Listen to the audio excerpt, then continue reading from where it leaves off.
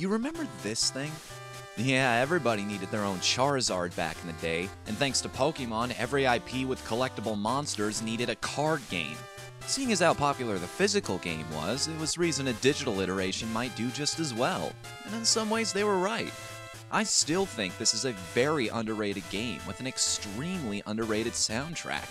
Plus it taught you something you probably never would have learned otherwise, how to actually play with those cards. So considering all the hidden potential in this game, it reasons we'll be looking at it today, right? No! Not obscure enough! Say hello to Monster Rancher battle cards, suckers! I think Monster Rancher's strengths lie in what it did better than that other franchise. For one, there were way fewer monsters to keep track of, meaning each one had room to shine. Lowering the scale allowed the developers time to make each monster both aesthetically and functionally unique. Not only did this help each creature become iconic with the franchise, but it let every single one cater to a totally different playstyle without the inevitable trap of some of your 1,000-odd critters being under-designed or totally useless. Nowhere is this more prevalent in Battle Card, whose mechanics seem to have been designed around making each creature stand out. But I'm getting ahead of myself. In order to understand where I'm coming from, you need to know how to play. Just fire up the power and... Oh. Hang on. Okay, attempt 2. Son of a... Come on! Oh, fuck your mother! I got Dark Cloud 2 sitting right there on my desk. Don't make me review that instead. Finally. Each player starts with 3 monster cards on their side of the field and draws 5 cards from the deck. Cards are separated into 3 categories: Action, Breeder, and All Monster cards. Actions are abilities your monsters can use to help you fight the other team. However, notice that number in the bottom left? That's how many guts are required to use the card. You get guts by taking cards out of your hand at the end of the turn and putting them in the guts pile until you discard them later to fund more powerful actions. But be careful, there are also defensive cards that can render your attacks useless, and considering you lose if you can't draw any more cards from your deck, you need to manage your resources carefully. Each monster can only attack once every turn, but the Breeder, that's you, also gets an action, be it to deal an extra point of damage or heal one of your own creatures. And speaking of which, what the hell is going on in this picture? Finally, all monster cards, as their name implies, are cards that can be used by any monster, usually in tandem with an attack to boost its effectiveness. Now this is where the uniqueness I talked about earlier comes in, because every monster uses these systems in a totally different way. Golem does tons of damage, but requires tons of guts. Hare can do lots of damage for less guts, but hurts himself doing it. A proverbial glass cannon, if you will.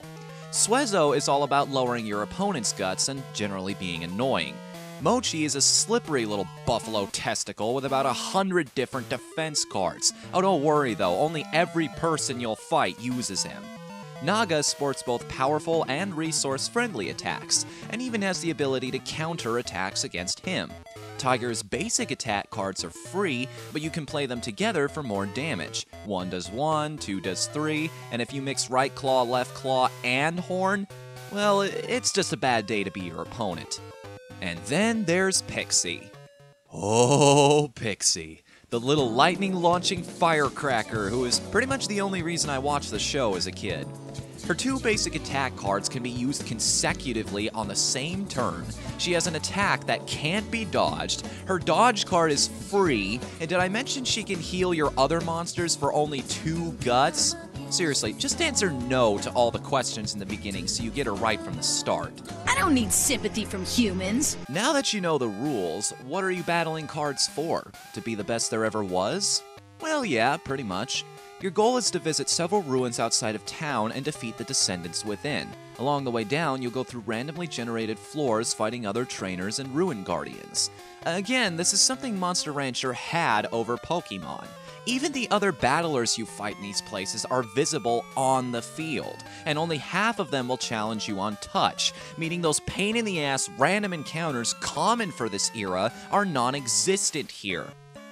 Well, okay, to be fair, the Guardians are invisible until you run into them. However, they're only placed in rooms that have treasure chests in them, meaning the conscious decision to chance an encounter with one turns an otherwise archaic mechanic into an interesting risk-reward system.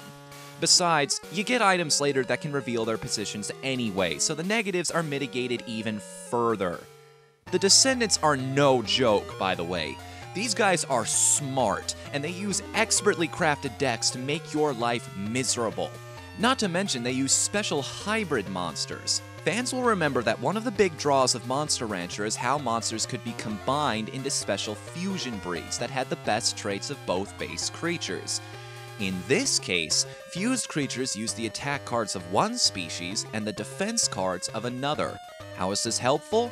You see, your deck needs to have exactly 50 cards in it, and with 3 monsters, it means the split of a well-balanced deck goes 2 monsters with 17 cards each and 16 for the third. This also means that when one of those monsters dies, a third of your deck becomes useless for anything other than guts. And with a number of cards that can KO your creatures in one shot, you'll be getting your fair share of hands that have nothing you can actually use. Hybrid monsters mitigate a lot of this when you fill the remaining 2 slots with the creatures the hybrid is made from, and the Descendants know it. The developers knew this too, which is why they only made certain hybrids available. I do miss being able to freely mix whatever I want, but then again, can you imagine a setup where Golem had access to free defense cards like Footwork and Roll?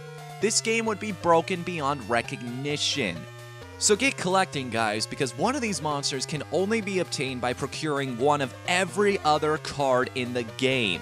Whose help are you going to need for that? Mac. And oh boy, do I despise this bastard.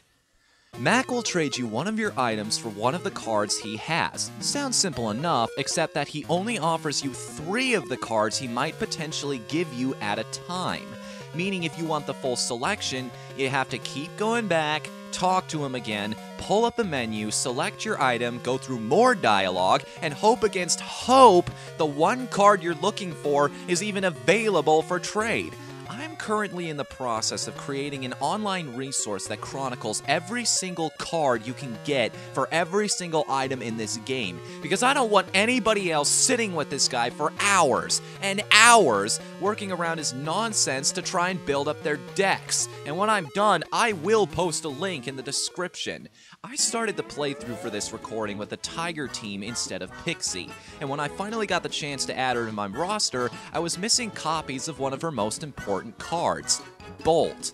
3 runs of the dungeon where her cards are given out later, I still had nothing. So my only option was to turn to Mac and pray he gave it out. So I had to go back and forth through the menus trying in vain to get him to offer me even one Bolt card. And not only would he not give me one, to add insult to injury, I kept getting offers for Thunder and Lightning cards. Why can't I just choose from all the cards available instead of having to waste my time with this? At least then I'd know whether my efforts would eventually pay off or not. And guess what? There's no GameFAQs article detailing this guy, so people like me who need him are left totally in the dark. All I want is one damn card that isn't even that powerful, I might add, and ironically is one of the hardest things in this game to get. All because this guy has a 5-second memory about which items he thinks are worth which cards! All I wanted was a Pepsi, just one Pepsi, and she wouldn't give it to me.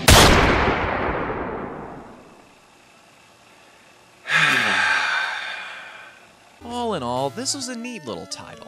It's a fun card game in its own right. So much so, I printed out a physical version I could play with my friends as a kid. I even got requests from some other guys who wanted to make their own decks.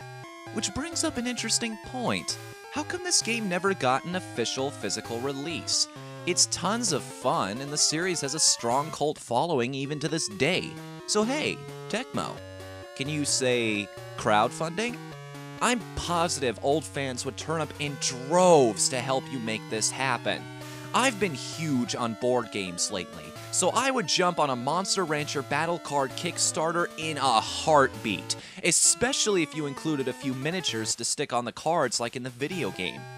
Guys, I didn't have the best deck on that playground because I printed the cards. I seriously love this game and its concepts. It's not perfect for sure, and the lack of model is a bit disappointing, but at least it was smart enough to spawn a sequel on the PlayStation. How did that turn out? We'll talk about that one another time.